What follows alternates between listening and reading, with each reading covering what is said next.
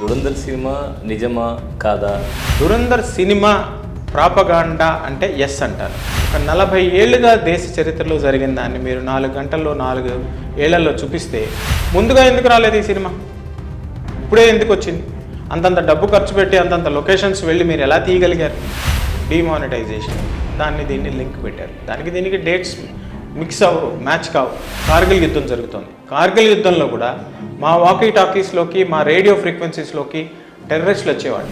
రాత్రిపూట దూరం 4-5 కిలోమీటర్ల నుంచి పొగ వచ్చేది, ఒక ఇంటి నుంచి, ఒక విలేజ్ నుంచి. మాకు తెలిసిపోయేది ఇక్కడ వచ్చున్నారు టెర్రరిస్టులు. బతుకుతామో లేదా అని భయం. శ్రీనగర్ చాలా దగ్గర, పాకిస్తాన్ నుంచి 3 కిలోమీటర్ల దూరం. 3 నిమిషాల్లో పాకిస్తాన్లో టేకాఫ్ అయిన విమానం శ్రీనగర్ మీద ల్యాండ్ అవుతుంది. మీరు ఊహించండి, రోడ్ల మీద పడుకొని నిద్రపోయేవాళ్ళం, ఎందుకంటే స్థలం ఉండేది కాదు. 5,000 మంది ఒకసారికి వచ్చేస్తే 500 మంది ఉండాల్సిన చోట ఎలా చేయాలి? రోడ్డు మీద మంచాలు వేసుకొని, మంచాలు కూడా కాదు, ఎంత ఇప్పటికి పరుచుకొని నిద్రపోవడం, ఎందుకంటే దాన్ని పని చేస్తాం కాబట్టి. అండర్ గ్రౌండ్ ఏజెంట్స్ని, స్పైస్ని ఫీల్డ్ అసెట్స్ అంటాం. వాళ్ళకి ఊర్లు పేర్లు ఉండవు, వాళ్ళకి పేర్లు చెప్పడం ఇట్లా నేమ్ ప్లేట్ వేసుకొని తిరగడానికి లేదు. వాళ్ళు రిటైర్ అయిపోతే వాళ్ళ ఇంట్లో వాళ్ళకు కూడా తెలియదు వాళ్ళు ఏం ఉద్యోగం చేశారు అని.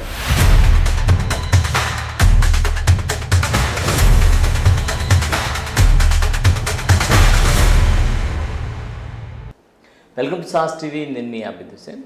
దురంధర్ సినిమా అందరూ చూసే ఉంటారు. అసలు దురంధర్ సినిమాకి నిజ జీవితానికి ఎక్కడైనా లింకప్ ఉందా? అది యాదృచ్ఛికంగా తీసినటువంటి సినిమానా, లేకుంటే జరిగిన సంఘటనల ఆధారంగా వాటిని అన్వయిస్తూ తీశారా? ఈ వివరాలు ఈరోజు తెలుసుకుందాం. సో ఈ వివరాలు మనకు అందించేందుకు మనతో పాటు retired wing commander Shyam Prasad గారు ఉన్నారు. సో వారితో మాట్లాడుతూ అసలు వారి కెరీర్ ఎలా స్టార్ట్ అయింది, దాంతోపాటు ఈ సినిమా విశేషాలు తెలుసుకుంటూ ముందుకు సాగుదాం. నమస్కారం sir, welcome to studio. So retired wing commander Shyam Prasad. So దీనికి ముందు శ్యామ్ ప్రసాద్ ఏంటి? నా జీవితం చాలా సాధారణంగా మొదలైంది సార్. ఇక్కడ పాత కోడూరు, బీచ్ కోడూరు పక్కన మా కుటుంబం. అక్కడి నుంచి మా నాన్నగారి పేరు వల్లూరు సత్యనారాయణరావు, మా అమ్మగారి పేరు రంగనాయకమ్మ. సాధారణ కుటుంబం నుంచి వచ్చాం. అన్నదమ్ములు, చెల్లెలు ఉన్నారు. నేను ఇంటర్ అయిపోయి డిగ్రీ సర్వోదయాలో చదువుతున్నప్పుడు ఇట్లా ఎయిర్ ఫోర్స్లో జాబ్ పడింది అని చెప్పి మా అన్నయ్య గారు చెప్పి తీసుకెళ్ళి తాంబ్రంలో జాయిన్ అవ్వడం జరిగింది. ఎయిర్ ఫోర్స్లో చేరిన తర్వాత అక్కడ వాళ్ళు చెప్పి నువ్వు చదువుకోరా అని చెప్పి డిగ్రీ, పోస్ట్ గ్రాడ్యుయేషన్ కంప్లీట్ చేసి ఆఫీసర్గా అక్కడే తాంబ్రం నుంచి ఉత్తరప్రదేశ్కి వెళ్ళాను. ఉత్తరప్రదేశ్ నుంచి బఠిండా వెళ్ళాను. ఈ 2 పోస్టింగ్లో 7 ఏళ్లలో గ్రాడ్యుయేషన్, పోస్ట్ గ్రాడ్యుయేషన్ కంప్లీట్ చేసి ఎయిర్ ఫోర్స్లో ఆఫ్కాట్ అంటారు కదా, ఇప్పుడు ఎయిర్ ఫోర్స్ కామన్ ఎంట్రన్స్ రాసి ఆఫీసర్గా సెలెక్ట్ అయ్యాను. ఆఫీసర్గా సెలెక్ట్ అయిన తర్వాత మొదటి పోస్టింగ్ శ్రీనగర్లో, కార్గిల్ టైంలో శ్రీనగర్లో ఉన్నాను. ఈ స్టార్ ఉంది కదా, బహుశా నెల్లూరులో నా ఒక్కరి దగ్గరే ఉందనుకుంటున్నాను. కార్గిల్ యుద్ధంలో నోటిఫైడ్ చేసిన ఏరియాలో ఉన్న వాళ్ళకి మాత్రమే స్టార్ ఇస్తారు. ఆ యుద్ధంలో సర్వీస్లో ఉన్న వాళ్ళకందరికీ మెడల్ ఇస్తారు, కార్గిల్ మెడల్, కార్గిల్ స్టార్. అలా చేసిన తర్వాత టోటల్ 28 ఏళ్ళు చేసిన తర్వాత వాలంటరీగా రిటైర్మెంట్ తీసుకొని ఇక్కడ నెల్లూరులో సెటిల్ అయ్యాను. పెళ్ళయింది, 2 పిల్లలు ఉన్నారు. ఇది నేను వింగ్ కమాండర్ కాకముందు కథ. సో వింగ్ కమాండర్గా వన్స్ మీరు వెళ్ళిన తర్వాత అసలు ట్రైనింగ్ విషయం తీసుకుంటే ముందు ట్రైనింగ్ ఎలా ఉంటుంది? ట్రైనింగ్లో బాగా కష్టపెడతారు అని అంటుంటారు. సో ఎక్కడన్నా ఇండిసిప్లిన్గా వ్యవహరిస్తే కొడతారు అని కూడా విన్నాం. కరెక్టేనా? అసలు వాస్తవమైన ట్రైనింగ్ చాలా కష్టంగా ఉంటుంది. ఎందుకంటే మిలిటరీలో మాకు నేర్పించేవి 2 అందరికీ అమ్మా నాన్నలు ఇంట్లో పిల్లలకి ఎలా నేర్పిస్తారో. 18 ఏళ్ళకి వెళ్ళిపోయాను సార్ నేను. 18 ఏళ్ళ వయసు కుర్రవాడికి ఏం తెలుస్తుంది? ఏమీ తెలియదు. అమ్మ చాటుగా, తల్లి చాటుగా, తండ్రి చాటుగా ఉంటారు. సో ఆర్గనైజేషన్ కూడా కొత్తగా వచ్చిన ట్రైనీల్ని అండర్ ట్రైనీ అంటారు. ట్రైనీలకి 2 విషయాలు నేర్పిస్తారు. 1, పై వాళ్ళు చెప్పిన మాట వినడం. ఓకే. 2, పని పూర్తయిన తర్వాత చెప్పిన మాట తిరిగి అప్పచెప్పడం. నువ్వు అప్పగించిన బాధ్యత నిర్వహించడం, అయిపోయిన తర్వాత ఫీడ్బ్యాక్ ఇవ్వడం. ఈ 2 నేర్పించాలి. ఎలా నేర్పించాలి? ఫిజికల్గా నేర్పిస్తారు. పరిగెత్తు అంటే పరిగెత్తాలి, దూకు అంటే దూకాలి. శారీరక దారుఢ్యం పెంపొందిస్తారు. శారీరక దారుఢ్యం ఎందుకు పెంపొందిస్తారంటే బాడీ బాగా అలసిపోయిన తర్వాత హ్యాపీ అంటాం కదా, ఎండార్ఫిన్స్ ఏదో ఇప్పుడు కొత్త భాషగా అవి రిలీజ్ అవుతాయి. మన హ్యాపీ హార్మోన్స్ రిలీజ్ అయిన తర్వాత బ్రెయిన్ చాలా చురుకుగా పనిచేస్తుంది. బ్రెయిన్ చురుకుగా పనిచేసినప్పుడు వచ్చిన ఇన్స్ట్రక్షన్స్ జీవితాంతం ఉండిపోతాయి, గుర్తుంటాయి. అందుకే దాన్ని ఫిజికల్ ట్రైనింగ్ అంటారు. పరిగెత్తడం కానీ, ఎక్సర్సైజ్ కానీ, స్విమ్మింగ్ కానీ. ఈ ఎక్సర్సైజెస్, స్విమ్మింగ్ చేసేటప్పుడు కానీ ఏదైనా తప్పు జరిగితే శిక్షలు కఠినంగా ఉంటాయంటారు కరెక్ట్? చాలా కఠినంగా ఉంటాయి. ఎలా ఉంటాయి అంటే ఒక్కరు తప్పు చేస్తే అందరికీ పనిష్మెంట్, అందరు తప్పు ఒకరు తప్పు చేస్తే అందరికీ, ఒకరు మంచి చేస్తే అందరికీ. దానివల్ల ఏం నేర్పవుతుందంటే నేను కాదు మనం అని ఆ వయసులో చాలా బలంగా. ఎందుకంటే ఒకడు లేట్గా వచ్చారా అందరికీ 2 రౌండ్లు ఎక్స్ట్రా పరిగెత్తండి. ఒకడు ఆఫీస్లో ఎగ్జామ్స్లో సరిగ్గా పరీక్ష రాయలేదా అందరికీ మళ్ళీ పరీక్ష. టాపర్కి కూడా ఎవరైతే ఫెయిల్ అయ్యాడో వాటితో సమానంగా మళ్ళీ పరీక్ష. సో అందరం ఏం చేస్తాం, కలిసి నాయన నువ్వు ఉన్న పాస్ గారా బాబు. లేకపోతే మనం రన్నింగ్ రేస్లో ఉన్నాం అనుకో, 5గురు దాన్ని ఏమంటారు మర్చిపోయింది దాని పేరు, ఒక బాక్స్ చేస్తారు. ఆ బాక్స్లోకి అందరూ చేరిన తర్వాతనే రికార్డింగ్ అవుతుంది. నేను ఒకటి ఫస్ట్ వచ్చాను ఒకటి లాస్ట్ వచ్చానంటే కుదరదు. అందరూ కలిసిన టైమింగ్స్ బట్టి విజేతను నిర్ణయిస్తారు ఆ ఎన్క్లోజర్ని. సో దానివల్ల మనకి అన్నోన్గా తెలియకుండానే మనకు తెలియకుండానే బాడీ యాక్సెప్ట్ చేస్తుంది మన అందరం ఒకటి, కష్టపడాలి. ఆ శరీరంగా షూటింగ్ రేంజ్లో కూడా, ఫైరింగ్ రేంజ్లో కూడా అందరూ బుల్స్ అయినే చేయాలి. స్విమ్మింగ్లో కూడా అందరూ ఫాస్ట్గానే చేయాలి. రన్నింగ్లో ఒక 5 నిమిషాల్లో 1.5 కిలోమీటర్స్ పరిగెత్తాలి. 1.5 కిలోమీటర్స్ 5 నిమిషాల్లో పరిగెత్తలేదు అంటే మళ్ళీ అందరూ పరిగెత్తాలి. నేను 5 నిమిషాలు పరిగెత్తలేక 7 నిమిషాలు పరిగెత్తాను మహాప్రభు అంటే వాడిని మళ్ళీ పరిగెత్తిస్తే వాడు 10 నిమిషాలు తీసుకుంటాడు కానీ 5 నిమిషాలు రాదు కదా. కానీ అలా తయారు చేస్తారు ఎన్డీఏలో కూడా, ఎయిర్ ఫోర్స్లో కూడా. ఎక్కడన్నా మిగతా వాళ్ళు తప్పు చేస్తే మీకు శిక్ష పడే సందర్భాలు ఉన్నాయి? చాలాసార్లు నా వల్లే అందరికీ పడ్డాయి.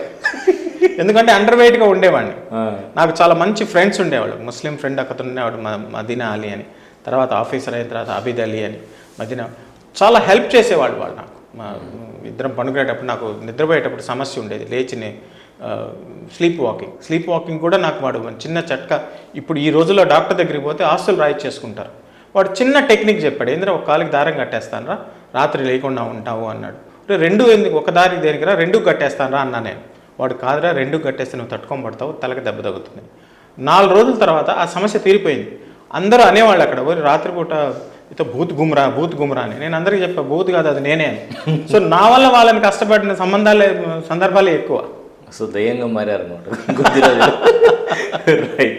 అయితే ఇప్పుడు ఈ ధురంధర్ సినిమా వచ్చింది కదా, ధురంధర్ సినిమా నిజమా కాదా, వాస్తవ కాదా లేకుంటే కల్పిత కాదా అనేది కొంత హెజిటేషన్ ఉంది.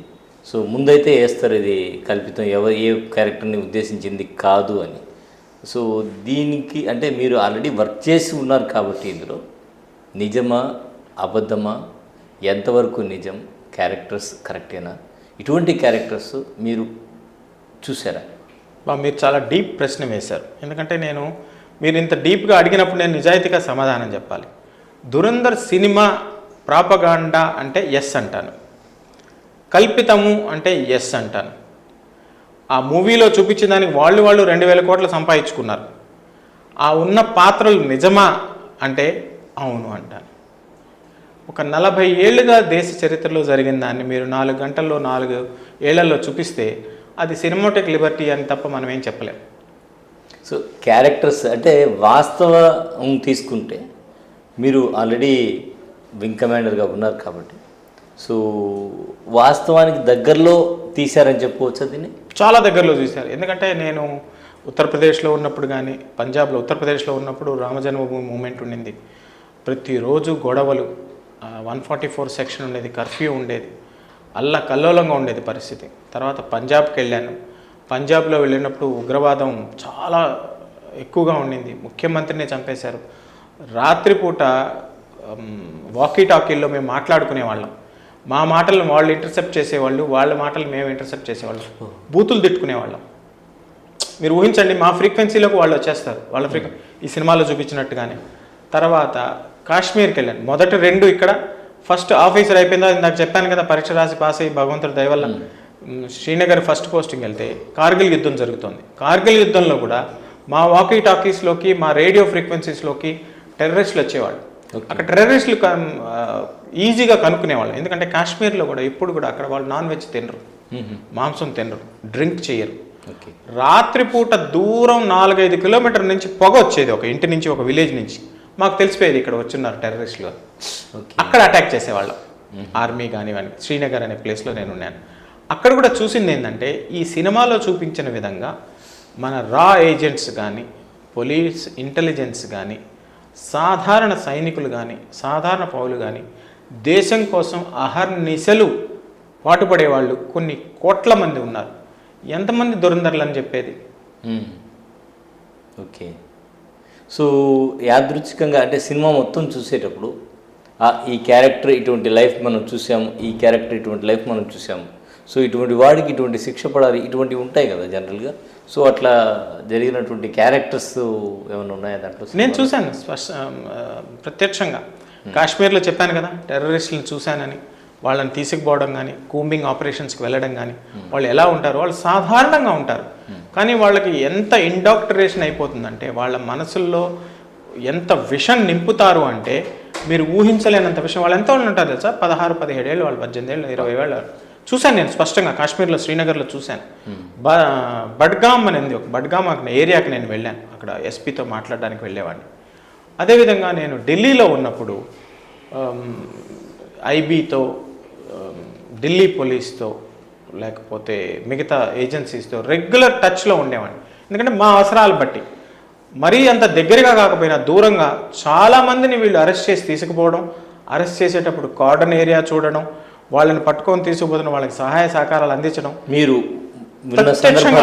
ప్రత్యక్షంగా నేను స్పష్టంగా పేర్లు చెప్పలేను, కానీ ప్రత్యక్షంగా నాకు తెలిసి 4-5 సంఘటనలో నేను పాల్గొన్నాను. ఇటువంటివి సో ఇవి అని చెప్పలేం, కానీ చెప్పరు కానీ వాళ్ళని అరెస్ట్ చేసి తీసుకురావడం, కోర్టులో ప్రవేశపెట్టడం, వాళ్ళ దగ్గర నుంచి స్టేట్మెంట్ తీసుకోవడం, వాటికి వాళ్ళు ఇప్పుడు ఒక చోట నుంచి ఒక చోట తీసుకెళ్ళాలనుకోండి, చాలా సీక్రెట్గా తీసుకెళ్ళాలి. వాళ్ళ మీద ఎవరన్నా అటాక్ చేసి విడిపించుకొని పోకుండా. సో మాకు ముందుగా ఇన్ఫర్మేషన్ వస్తుంది, మాకు కొంచెం హెల్ప్ చేయండి అని. ఢిల్లీ పోలీస్ నుంచి కానీ, ఐబీ నుంచి కానీ, రా గురించి కానీ, సిఐడి గురించి, ఎయిర్ ఫోర్స్ కూడా ఒక ఇంటెలిజెన్స్ విభాగం ఉంది. వాళ్ళు చెప్తుంటారు. ఆ సెక్యూరిటీ అంతా, నేను సెక్యూరిటీ ఆఫీసర్గా ఉండేవాడిని. సో నా కింద పోలీసు వాళ్ళు కానీ, ఆర్మ్స్ కానీ చాలామంది, 400 మంది దాకా ఉండేవాళ్ళు. సో మేమందరం వాళ్ళకి సహాయం చేయాలి, డైరెక్ట్గా కాకపోయినా ఇండైరెక్ట్గా. సో అజిత్ దోవల్ గారి విషయం తీసుకుంటే, వారితో ఎప్పుడన్నా కలవడం జరిగిందా, లేదంటే వారితో కలిసి మాట్లాడడం కానీ ఇటువంటి ఏమైనా? చాలాసార్లు. ఒక అజిత్ దోవల్ గారినే కాదు, రక్షణ మంత్రి కానీ, లేకపోతే వివిధ రకాల మంత్రులు కానీ, ప్రధానమంత్రి గారు కానీ, రాష్ట్రపతి గారు కానీ, వివిధ దేశాధిపతులు గారు కానీ. మీరు ఒక చిన్న సంఘటన చెప్తాను, మీరు సెన్సార్లో కట్ చేస్తే చేసేయండి. ఇప్పుడు కింగ్, బ్రిటన్ కింగ్, అప్పుడు ప్రిన్స్ విమానం దిగంగానే ఆయన సిగరెట్ తాగాలనిపించింది.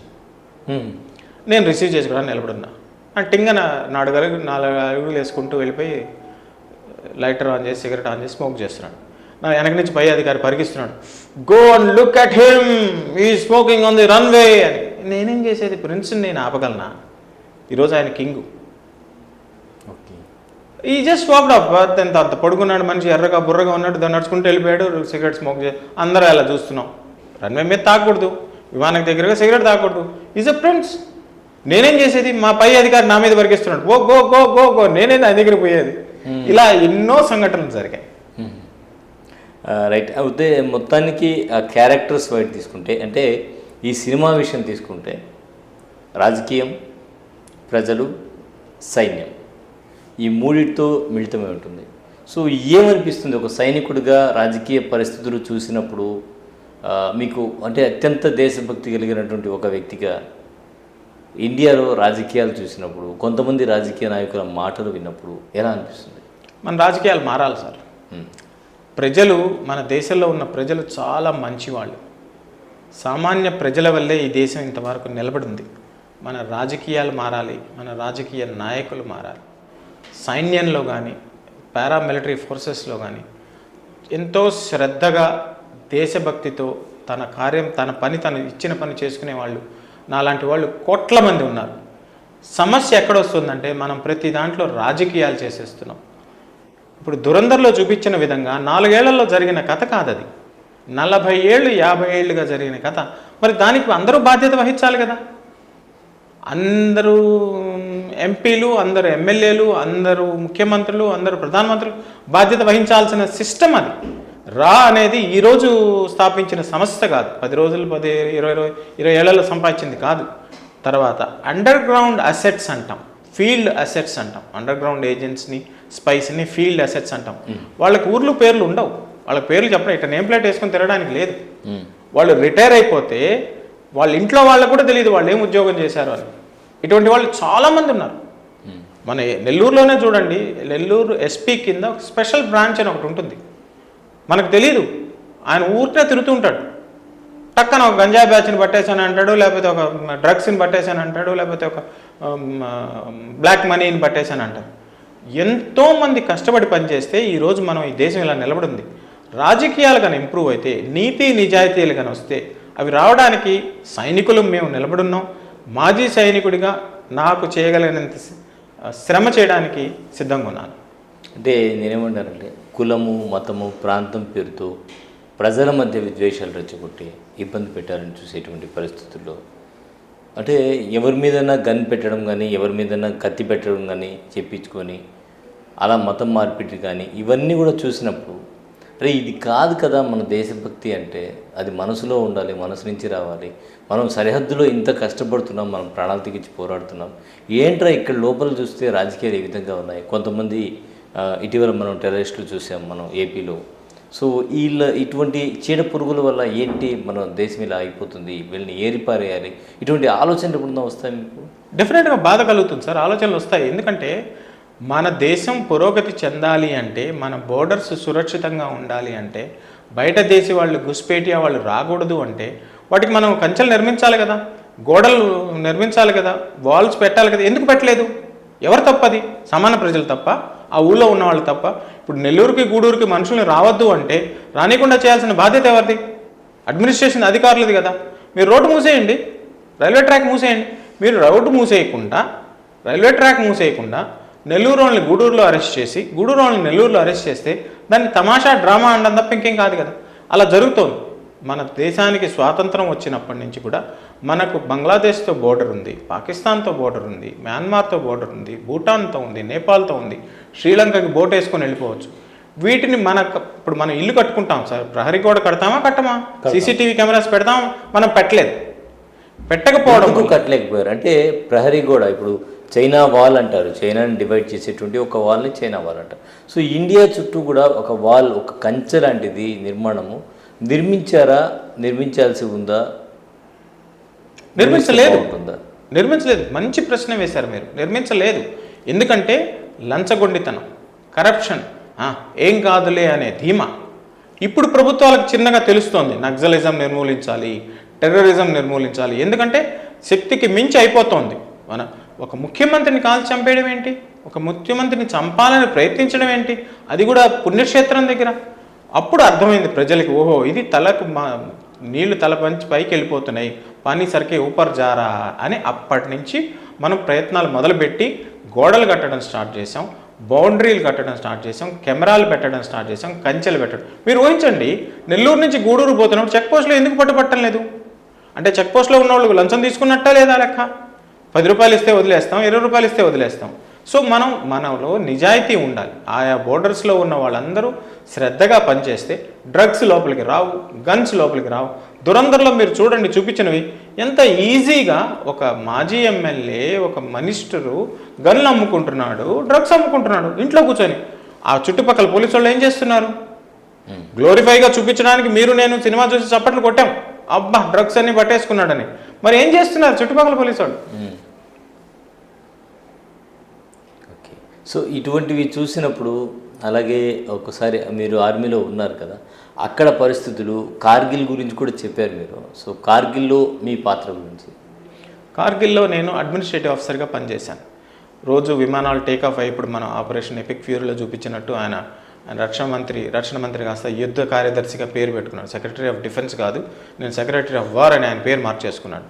అట్ట యుద్ధ విమానాలు టేకాఫ్ అవుతున్నాయి. వాళ్ళు చెప్పినట్టు అమెరికా యుద్ధంలో 10,000 విమానాలు టేకాఫ్ అయినాయి మేము ఈ 40 రోజుల్లోని. అక్కడ కూడా రోజుకి దాదాపు 10ల సంఖ్యలో విమానాలు టేకాఫ్ అయ్యేవి, హెలికాప్టర్స్ టేకాఫ్ అయ్యేవి, ల్యాండ్ అయ్యేవి. వాళ్ళందరికీ వసతి కల్పించాలి, ఫుడ్ చూడాలి, తర్వాత వాళ్ళకి రెడ్ క్రాస్ నుంచి వస్తువులు వస్తుండేవి, అవి చూసేది. తర్వాత చనిపోయేవాళ్ళు సైనికులు, వాళ్ళ శవాళ్ళకి జాగ్రత్తగా ఇంటికి పంపించాలి, గాయపడేవాళ్ళు వాళ్ళకి అంబులెన్స్ చూసేవాళ్ళు. ఇవన్నీ ఒక అడ్మినిస్ట్రేటివ్ ఆఫీసర్గా నా పని. చిన్నవాడిని, కొత్త పోస్టింగ్, 8 ఏళ్ళే అయింది సర్వీసు, కానీ ఆఫీసర్గా మొదటి పోస్టింగ్. 8 గంటల పాటు నేను కూర్చోవాలి. నాకన్నా సీనియర్ ఆఫీసర్స్ అందరూ ఉండేవాళ్ళు, గైడ్ చేస్తునేవాళ్ళు. మీరు ఊహించండి, రోడ్ల మీద పడుకొని నిద్రపోయేవాళ్ళం మేము, ఎందుకంటే స్థలం ఉండేది కాదు. ఓకే. 5,000 మంది ఒకసారికి వచ్చేస్తే 500 మంది ఉండాల్సిన చోట ఎలా చేయాలి? రోడ్డు మీద మంచాలు వేసుకొని, మంచాలు కూడా కాదు, ఎంత ఎత్తుపడికి పరుచుకొని నిద్రపోవడం, ఎందుకంటే ఉదయాన్నే పని చేస్తాం కాబట్టి. బతుకుతామో లేదా అన్న భయం. శ్రీనగర్ చాలా దగ్గర, పాకిస్తాన్ నుంచి 3 కిలోమీటర్ల దూరం. 3 నిమిషాల్లో పాకిస్తాన్లో టేక్ ఆఫ్ అయిన విమానం శ్రీనగర్ మీద ల్యాండ్ అవుతుంది, అవంతిపూర్ శ్రీనగర్ ప్లేస్లో. చాలా భయంకరమైన పరిస్థితులు, భయం వేసేది, కానీ ఒక రకమైన ధైర్యం ఉండేది, ఒక రకమైన యూనిఫామ్ వేసుకోగానే ఒక రకమైన గౌరవం వచ్చేది మన మీద. ఓహో, మనం చేయగలము అని సీనియర్ అధికారులు సపోర్ట్ చేసేవాళ్ళు.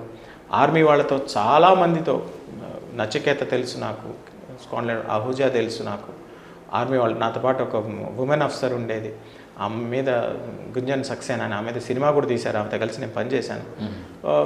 తలుచుకుంటే నేనే నా చేసింది అనిపిస్తుంది. సో మొత్తానికి తీసుకుంటే ఒక వింగ్ కమాండర్గా మీరు సాధించినటువంటి అచీవ్మెంట్స్ కావచ్చు, అలాగే ప్రస్తుతం పరిస్థితులు కావచ్చు, చాలా చక్కగా వివరించారు. సో చివరిగా ఈ సినిమా గురించి మీరేం చెప్తారు? సినిమా గురించి మన సామాన్య యువతకి తెలుసుకోవాల్సిన విషయం ఏంటంటే, దేశభక్తి, నీతి, నిజాయితీగా ఉండాలి, మన పనులు మనం చేసుకోవాలి. ఇట్ట దేశం కోసం పోరాడే వాళ్ళు కొన్ని లక్షల మంది ఉన్నారు, వాళ్ళందరి గురించి సినిమాలు తీయడం కుదరదు. ఒక దేశం బాగుపడుతుందంటే ఇట్లాంటి వాళ్ళు ఎంతోమంది చేస్తే కానీ అది సాధ్యం కాదు. ఒక 4 గంటల కోసం ఒక 4 సంవత్సరాల విడిదిలో చూపించడం అంటే దాన్ని మోటివేషన్ చేయడానికి కావాలని కొంతమంది ఒక పార్టీకి సపోర్ట్ చేస్తూ ఈ సినిమా తీశారు అని కూడా చెప్తున్నారు. కరెక్టేనా? కావచ్చు, ఒప్పుకోవచ్చు, కరెక్ట్ అవ్వచ్చు. ఎందుకంటే ముందుగా ఎందుకు రాలేదు ఈ సినిమా, ఇప్పుడే ఎందుకు వచ్చింది? అంతంత డబ్బు ఖర్చు పెట్టి అంతంత లొకేషన్స్ వెళ్ళి మీరు ఎలా తీయగలిగారు? అది వాళ్ళే సమాధానం చెప్పాలి.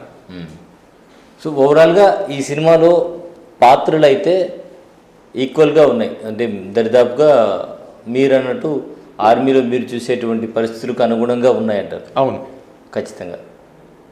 సో యాదృచ్ఛికమైన కూడా కొంచెం సినిమాటిక్ లిబర్టీ తీసుకొని, కొంచెం సినిమాటిక్ లిబర్టీ డేట్స్ అన్నీ కలిపేసి 40 ఏళ్ల చరిత్రని 44 సంవత్సరాల్లో చూపించడం అనేది అది సినిమాటిక్ లిబర్టీ అంటారు కదా, క్రియేటివిటీని వాడుకున్నారు.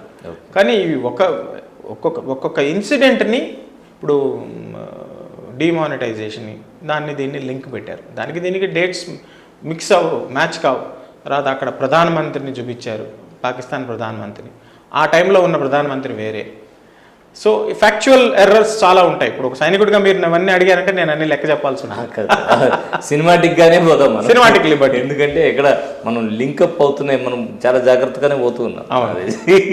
సో అట్లా అనమాట. సో సినిమాకి సంబంధించి సినిమాగానే చూడాలి ఎట్టి పరిస్థితులు కూడా, అది యాక్చువల్గా ఇది కాదు.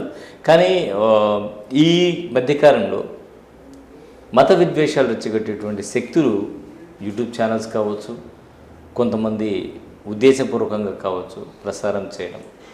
సో అంటే ఇది ఒక విధంగా తప్పుగా తీసుకోకపోతే దేవుడి పేరుతో లైక్ అల్లాహ్ అక్బర్, జై శ్రీరామ్, ఎంతో పవిత్రంగా మనం ఇళ్ళలో చాంట్ చేసేటువంటి ఈ పదాలని రోడ్డు మీదకి తీసుకొచ్చి కొంతమంది ఎదురుగా ఉండేటువంటి వ్యక్తిని రెచ్చగొట్టడానికి ఈ పక్క వీళ్ళు జై శ్రీరామ్ నినాదాలు చేయడం, అటు అల్లాహ్ అక్బర్ అనడం, ఇంకో దగ్గర ఏదో చర్చ అని, ఇట్లా విద్వేషాలను రెచ్చగొట్టేటువంటి సంస్కృతికి ఈ పేర్లు మనం దేవుడిని పవిత్రంగా మనం 4 గోడల మధ్య లేదంటే మందిరాల్లోనూ మసీదుల్లోనూ చేసేటువంటి ఈ ప్రార్థనలు తీసుకొచ్చి రెచ్చగొట్టే దగ్గర వాడుకోవడం అనేది సమంజసమైన? నేనైతే దీనికి పూర్తిగా వ్యతిరేకం. ఎందుకంటే దేవుడు మనసుతో ఆదరించాలి, చేయాలి, దేవుణ్ణి మనసుతోనే ఆరాధించాలి. ఎవడో వచ్చి తుపాకీ పెట్టడం వల్ల, గన్ పెట్టడం వల్ల ఆ భయానికి నేను జై శ్రీరామ్ చెప్పొచ్చు, లేదంటే అల్లాహ్ అక్బర్ చెప్పొచ్చు, దాని తర్వాత నా మనసులో నేను ఆరాధించే దేవుడే ఉంటాడు. కాబట్టి మార్చడం అనేది సాధ్యం కాదు. మీరేమంటారు? మీరు చాలా స్పష్టంగా ఎక్స్ప్రెస్ చేశారు. నాకున్న అనుభవంతో ఒక మాజీ సైనికుడిగా చెప్తాను, మన దేశంలో చట్టాలకి కొదవలేదు. ప్రతి మత విద్వేషాలు రెచ్చగొట్టే వాళ్ళకి, రాజకీయాలు, మతం పేరుతో రాజకీయాలు చేసే వాళ్ళకి కఠినమైన శిక్షలు ఉన్నాయి. మనం ఎక్కడ ఫెయిల్ అవుతున్నామంటే ప్రతి దాంట్లో మనం రాజకీయాలు తెచ్చేస్తున్నాం. ఇప్పుడు తీవ్రమైన చర్యలు తీసుకున్నారనుకోండి, పటిష్టమైన పనిష్మెంట్లు ఇచ్చారనుకోండి, ఒక ఎగ్జాంపుల్ సెట్ చేశారనుకోండి, ఇట మత విద్వేషాలు రెచ్చగొట్టే వాళ్ళని, డబ్బులు తీసుకొని మత విద్వేషాలని, చిన్న పిల్లల్ని కలుషితం చేసే వాళ్ళ మీద చర్యలు తీసుకొని వాళ్ళని జైల్లో పెట్టి కోర్టుకి ఇచ్చారనుకోండి, ఒక ఎగ్జాంపుల్ సెట్ అవుతుంది. కానీ మనం ఏం చేస్తున్నామంటే ప్రతి దాంట్లో రాజకీయాలు చొప్పించి ఒకరిని అరెస్ట్ చేసి ఇంకొని వచ్చి విడిపించడం, ఇలా చేయడం వల్ల వాళ్ళకి ధైర్యం వస్తుంది. ఆ ధైర్యం ఎంతవరకు వెళ్ళింది అంటే సోషల్ మీడియాలో కూడా మన ఇష్టం వచ్చినట్టు చెప్పడం. దీనికి వ్యతిరేకంగా చట్టాలు ఉన్నాయి, కానీ చట్టాలను ఎన్ఫోర్స్ చేయటంలా మనం. ఇంకొక ప్రధాన విషయం ఏంటంటే ఇక్కడే హిందూ ముస్లింలు అంటే వ్యాపారాలు పెట్టుకున్న దగ్గర, సంస్థల దగ్గర ఏదో విధంగా గొడవలు వస్తుంటాయి. ఆ గొడవని హిందూ ముస్లిం గొడవగా మార్చేస్తున్నారు. మసిపూసి మారేడుకాయ. మారేడుకాయ. నెల్లూరు చూడండి, నెల్లూరులో ఉన్న వ్యాపార సంస్థలు అన్నింటిలో కూడా అధినేతలు ముస్లిమ్స్ ఉన్నారు, అధినేతలు హిందువులు ఉన్నారు. పని వాళ్ళు, నేను చిన్న బజార్లో వెళ్ళాను, వాళ్ళు పూజా సామాగ్రి గురించి ఒక ముస్లిం అమ్మాయి ఎంత బ్రహ్మాండంగా ఎక్స్ప్లెయిన్ చేసిందో నాకు. నా దగ్గర కూడా లేదు ఆ నాలెడ్జ్. ఏ దీపం ఎక్కడ పెట్టాలి, ఎన్ని ఒత్తులు ఉంటాయి, ఎటు సైడ్ నుంచి కడగాలి. అమ్మాయి మీరు చెప్పినట్టు గన్ పెట్టి చెప్పిస్తారు, అలా సహజ సిద్ధంగా అమ్మాయి నేర్చుకుంది. కాబట్టి దాన్ని మనం ఏదైనా పెట్టామనుకోండి మసిమూసి మారేడుకాయ అవుతుంది తప్పితే జనాల విద్వేషం రెచ్చగొట్టడం. మధ్య గొడవ అనేది కామన్గా ఉంటుంది. ఇద్దరి మధ్య గొడవ ఉంటే అతను హిందూ అయితే ఇతను ముస్లిం అయితే ఒక పక్షం హిందువులు తీసుకుని ఒక పక్షం ముస్లిం తీసుకుని అది ఒక హిందూ ముస్లిం గొడవగా అది ప్రొజెక్ట్ చేసేటువంటి విధానం, దానికి సోషల్ మీడియా కలర్ పోయడం, ఇవన్నీ కూడా చాలా దారుణమైనటువంటి విషయాలు. ఎందుకు చెప్తున్నారంటే ఇటీవల కాలంలో ఎక్కడెక్కడో ఇఫ్తియార్ విందు అన్నారు.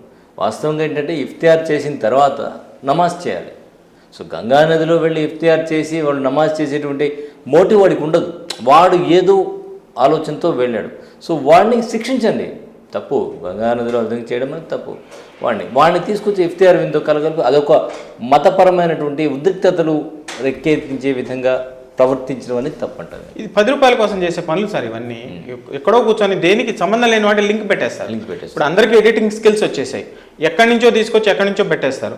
దానివల్ల జనాల్ని రెచ్చగొట్టి, అమాయక ప్రజల్ని రెచ్చగొట్టి, అమాయకంగా స్టూడెంట్స్ని రెచ్చగొట్టి వాళ్ళని చెడమనేది, వాళ్ళ మీద స్ట్రిక్ట్ చర్యలు తీసుకుంటే తప్ప పరిస్థితులు బాగుపడవు. ఎస్, చాలా ధన్యవాదాలు సార్. నేను కూడా చెప్పేది అది. ఎందుకంటే దేశంలో అందరూ ఐక్యంగా ఉంటేనే ఇప్పుడున్న పరిస్థితుల్లో, ఎందుకంటే చుట్టూ శత్రు దేశాలు కాసు కూర్చున్నాయి. మన దేశంలో 140 కోట్ల జనాభా ఉంది. అందరూ ఏకమై నిలబడితే ప్రపంచాన్ని జయించేటువంటి శక్తి, విశ్వ విజేతగా నిలిచేటువంటి శక్తి మన దగ్గర ఉంది. ఆ శక్తిని, ఆ యువతని పూర్తిగా సద్వినియోగం చేసుకోవాలి అనేది నా ఉద్దేశం. మీరేమంటారు? ఒక మాజీ సైనికుడిగా నేను అదే కోరుకుంటాను. ధన్యవాదాలు సార్, ఈరోజు మాతో చర్చలో పాల్గొన్నందుకు. ఇది ఇవాళ ప్రత్యేక ఇంటర్వ్యూ. మరో ఇంటర్వ్యూలో మళ్ళీ కలుద్దాం. అంతవరకు సార్ నమస్కారం. నమస్కారం.